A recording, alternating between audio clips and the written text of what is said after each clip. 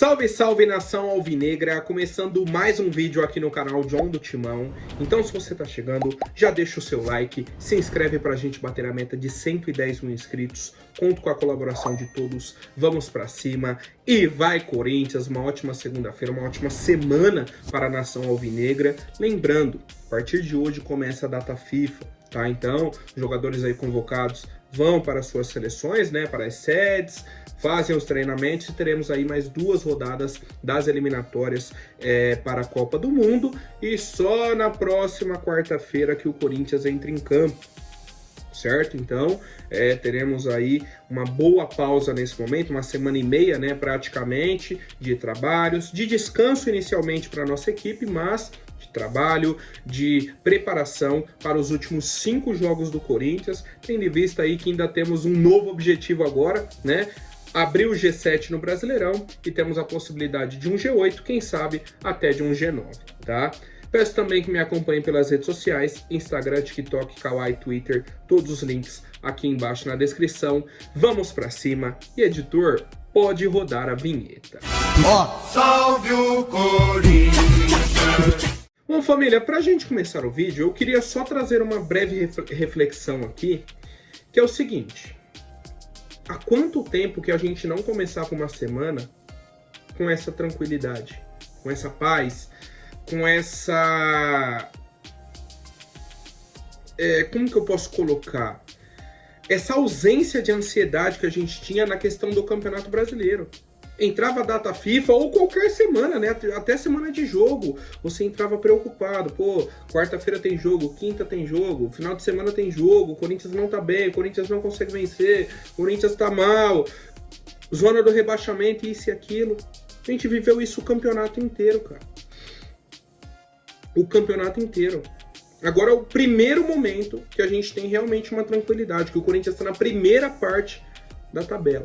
Tá? Então vamos aproveitar, vamos desfrutar disso nessa data FIFA. Como eu disse, é um momento de recuperação e também de preparação, né, para os próximos desafios dessa reta final de temporada. Tivemos ontem a semifinal do Campeonato Paulista Feminino na Neoquímica Arena, né? O Corinthians venceu aí, venceu não, né? Avançou contra o São Paulo, empatou o jogo ontem, ficou em 1-1. São Paulo abriu o placar, o Corinthians empatou no segundo tempo de pênalti, né, e conseguiu a vaga para a final, porque o Corinthians tinha vencido o jogo de ida, né? Então, no agregado, 2-1 para o Corinthians, vamos para a final contra a equipe do Palmeiras, certo? As partidas serão disputadas nos dias 15 e 20 de novembro, né, os 2 feriados agora. Então, sexta-feira agora e na próxima quarta-feira, dia 20. Mais uma vez, parabéns para as brabas, né? Não foi um desempenho tão vistoso, inclusive foi até um jogo truncado e tal, mas a gente, no fim das contas, ali do mata-mata, conseguiu avançar e agora tem o desafio contra o Palmeiras, certo? Seguindo com as nossas novidades, cara. A CBF divulgou ontem o calendário oficial para o ano de 2025, tá? Então, o calendário do ano que vem. O John já havia comentado um pouco, né, sobre qual seria a ideia deles e tal, e a ideia se concretizou. E o ponto que eu quero trazer é o seguinte: eu não quero ver no ano que vem, em agosto, setembro, julho, seja lá qual for a data, presidente de clube brasileiro reclamando do calendário. A hora de reclamar é agora. Que o pessoal tá fazendo o calendário, que montou, mandou a proposta, tá aí. Depois não adianta reclamar. Depois não tem o que fazer. O calendário vai estar pronto, né? Apesar de, se o Flamengo tiver algum problema de calendário, a CBF vai dar o jeito dela, para os demais clubes não é assim que funciona, né? Pro povão, não é assim que funciona. Enfim, vamos lá, o John vai explicar o que vai ser o calendário do ano que vem. A CBF divulgou a data do início e do fim do Campeonato Brasileiro, e aí a gente já tira a base também do início do Campeonato Paulista, né, dos estaduais. Campeonato Brasileiro vai começar agora no mês de março, na última semana de março. Ele data dia 29, dia 30. E vai se encerrar dia 21 de dezembro. Só para o torcedor ter ideia. Esse ano, Campeonato Brasileiro começou dia 14 de abril. Agora vai começar dia 30 de março, ou seja, a gente tem uma diferença ali de 2 semanas. Esse ano o campeonato acaba no dia 8 de dezembro. Ano que vem vai acabar dia 21, ou seja, a mesma coisa ali à base de 2 semanas. Então vai iniciar 2 semanas antes e vai terminar 2 semanas depois. Por quê? Porque eles precisam do intervalo de 1 mês no meio do ano, do dia 15 de junho ao dia 13 de julho, pro Mundial de Clubes. Como o John já explicou, né, mudou o formato agora, teremos o Flamengo, Palmeiras, Fluminense e o campeão da Libertadores desse ano, pode ser o Botafogo ou o Atlético Mineiro, nessa competição. Então, para você ter 1 mês ali liberado no meio do ano, eles pegaram 2 semanas do início, 2 semanas do final. O que isso acarreta em campeonato estadual e em início de temporada? A temporada ano passado começou dia 21 de janeiro. Na verdade, a temporada esse ano, né? Já tô pensando na temporada... Essa temporada começou dia 21 de janeiro. Ano que vem vai começar dia 7, 2 semanas antes. Ou seja, passou ano novo, soltou fogos. 1 semana depois, já tem jogo do Campeonato Paulista. Se o Campeonato Paulista começa na primeira semana de janeiro, dia 7 de janeiro, a pré-temporada tem que começar ali, no mínimo, 2 semanas antes. Então você vai pegar a primeira semana de janeiro ali, a última semana de dezembro e mais um pedacinho. Com a temporada agora acabando dia 8. Né? Então vamos supor, vamos colocar aqui, a temporada acaba dia 8. Estourando ali dia 20, você já tem que começar a pré-temporada. Você vai dar ali para os atletas 2 semanas de férias. E já começa a pré-temporada. Onde eu quero chegar com isso tudo? Vai ser uma bagunça, tá? Bagunça por quê? Bagunça de montagem de elenco. Bagunça de data de inscrição de jogador. Janela de transferências. Pode inscrever tal jogador para essa competição até tal data. Mas esse time contratou tal, esse não pode inscrever. A gente já teve problema com isso esse ano. Ano que vem vai ser mais ainda, tá? E mais uma vez, a temporada inicia dia 7 de janeiro, finaliza dia 21 de dezembro. Tá livrando ali a primeira semana do ano e as 2 últimas que são as semanas de festas. De resto é campeonato o ano inteiro, cara. O ano inteiro tendo jogo, tá? Então por isso que eu falei, não quero ano que vem presidente de clube reclamando de calendário. Todo mundo tá vendo aí a votação, né, a decisão da CBF. A hora de se manifestar é agora. Depois, aprovou o calendário? Tá aprovado. Aí tem que seguir, né?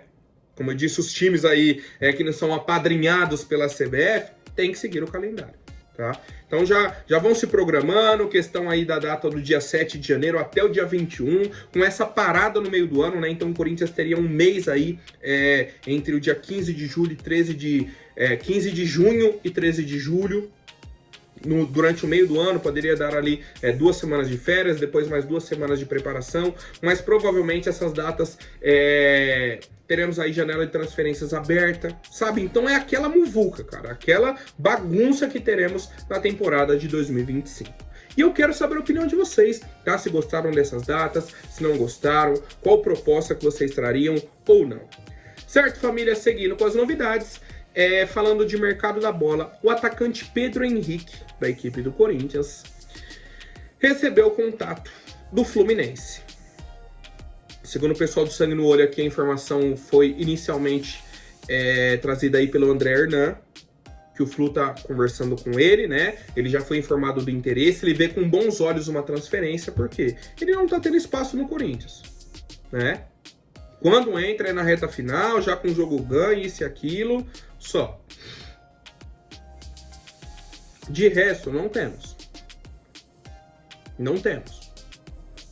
Não aparece em campo, quando aparece, não agrega, né? Não agrega. Então, assim, é um cara que, no começo da temporada, na minha opinião, fazia sentido pro elenco que a gente estava montando. Depois, com as chegadas de outras peças, obviamente ele vai perdendo espaço, porque qualidade...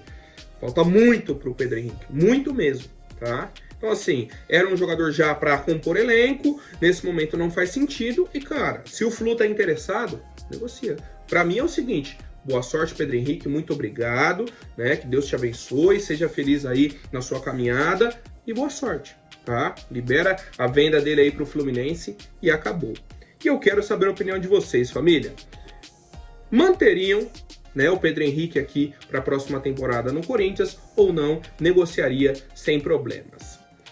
Bom, falando sobre Lucas Veríssimo, né, um jogador que esteve aqui no Corinthians já recentemente, teve o problema dele com a diretoria, saiu, depois o Augusto Melo admitiu que foi um erro do Rubão na negociação, né, nessa não permanência do Lucas Veríssimo aqui no Corinthians, foi pro Aldo Raio e tudo mais, beleza. A situação é a seguinte, o John já havia falado há um tempo atrás aqui que o Lucas Veríssimo queria jogar no Corinthians. Lembram? Comentei aqui, teve gente que foi contra, teve gente que foi a favor, tranquilo. Agora, o Corinthians já começou a se movimentar nas negociações. Porque, como eu disse, a pré-temporada tem que começar já em dezembro. Para a pré-temporada começar, já tem que ter uma base do seu elenco, quais jogadores aí, quais posições que você vai buscar no mercado. E zagueiro é uma necessidade do Corinthians. Beleza. O Lucas Veríssimo tem contrato com o Aldo Raio, o Corinthians não quer comprar o atleta direto do clube. Falou, ó, desse jeito não tem negociação, segue sua vida. O Lucas Veríssimo recebeu essa informação, ó, o Corinthians já começou os contatos aí para contratar jogador. Ele falou, opa, então chegou o meu momento, é agora que eu tenho que agir. Entrou em contato novamente com a diretoria do Aldo Raio e a informação que a gente tem, né, do portal Sangue no Olho é o seguinte, de que ele está a um passo de conseguir a rescisão de contrato. E aí, ficando livre no mercado, pô, é assim, ó, para assinar com o Corinthians. Ainda mais com essa vontade que ele está no momento e a diretoria também, né, pelo que eu entendi, a diretoria tem esse interesse nele, vai ser rápido, né? Um cara que já chegaria adaptado, já conhece o ambiente, já conhece a torcida, já conhece tudo aqui, chegaria, vestiria a camisa para jogar. E digo, chegaria para jogar como titular. O nível de atuação do Lucas Veríssimo no ano passado aqui no Corinthians é para ser titular no lugar de qualquer um. Até do André Ramalho, que começou muito bem aqui, depois decaiu. O Lucas Veríssimo jogou melhor do que Gustavo Henrique, do que André Ramalho, do que Kaká, Félix Torres. Seja qual zagueiro for que o Corinthians utilizou esse ano, tá? Então, cara, sabemos do problema que tivemos aí no início do ano, só que é uma oportunidade de mercado, né? Uma oportunidade. É um cara que chegaria de graça, livre. Conseguindo a rescisão lá, viria para o Corinthians. Eu sou a favor, tá, dessa negociação nesse modelo. Ele ficando livre lá, viria, assinaria com o Corinthians, já começa a pré-temporada, né? E aí a temporada toda pelo nosso clube. Sou a favor e quero a opinião do nosso torcedor. Bom, família, e outra informação muito importante também no portal Sangue no Olho, né? Eles trouxeram, e o John trouxe aqui também, que eu quero saber a opinião do torcedor. O Memphis tem um companheiro de seleção dele, que é o Wijnaldum. Volante, segundo volante, ele é um camisa 8, originalmente um camisa 8, ele é um segundo volante ali. Tem passagens por clubes da Holanda, né? Obviamente ele é holandês. Da Inglaterra, teve muito destaque aí no Liverpool, foi para o PSG, Roma, e aí está no Al Ettifaq da Arábia Saudita, né? Foi um dos primeiros jogadores a irem para o futebol da Arábia, para ganhar dinheiro e tal, tá com salário altíssimo, beleza. A situação dele é a seguinte, conversou com o Memphis, e o Memphis meio que jogou a ideia, falou, e aí? Você não viria jogar aqui no Corinthians? E o Wijnaldum gostou, falou, ó, seria um desafio bacana. Né? Tô jogando aqui no futebol árabe, tá aquele marasmo, sabe? Seria um desafio bacana jogar aí num clube brasileiro, você que já foi, né? Já tá aí e tal. A conversa foi nesse sentido. O Memphis, obviamente, informou a diretoria do Corinthians, chegou ao Cifute, chegou ao Fabinho, né? O Cifute está avaliando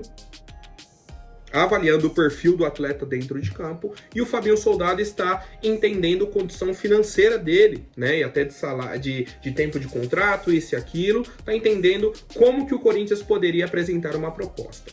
Um ponto muito importante, tá? Muito importante. O Wijnaldum não se encaixaria na contratação midiática que a gente está falando aí da Esportes da Sorte. Então, seria uma contratação exclusiva da diretoria.